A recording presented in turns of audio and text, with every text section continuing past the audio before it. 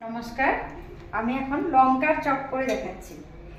বেসনটা আমি হলুদ আর লঙ্কা গুঁড়ো দিয়ে একটু ফাটিয়ে নিয়েছি, আর এখানে লবণ আছে।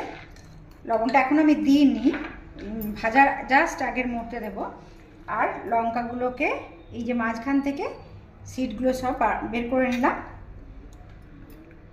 এবার সিডগুলো সব বের করে নেওয়ার পর আমি ভাজার সময় দেখাচ্ছি। কেটে নিয়ে তারপর এরকম একটা চামচের সাহায্যে হোক বা হাতের সাহায্যে হোক এই সিডগুলো এরকম করে, বা মাঝের এই যে সিডটা থাকে না, সেটা বের করে নিলেই হবে। হাতটা ধোয়া আছে, লবণটা দিয়ে আমি আরেকবার ভালো করে ফেটিয়ে নিলাম। খাবার সোডা দিয়েছি এটা বেসনের মধ্যে, আর একটু এই তেলটা তুলে গরম তেলটা একটু দিয়ে দিলাম। এই লঙ্কাগুলো ঝাল হয় না, খুব একটা ঝাল হয় না।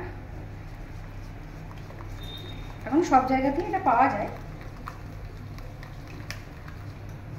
এটা ভালো করে আমার ফেটানো হয়ে গেছে। এবার আমি এগুলো ডিপ করে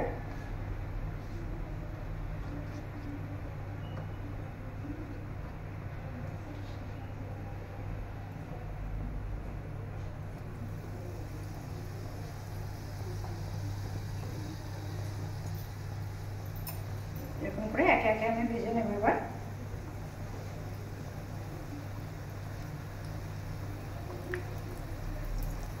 এখন আমার ভাজা হচ্ছে, একটু ভাজা হলে তারপর আমি দেখাচ্ছি।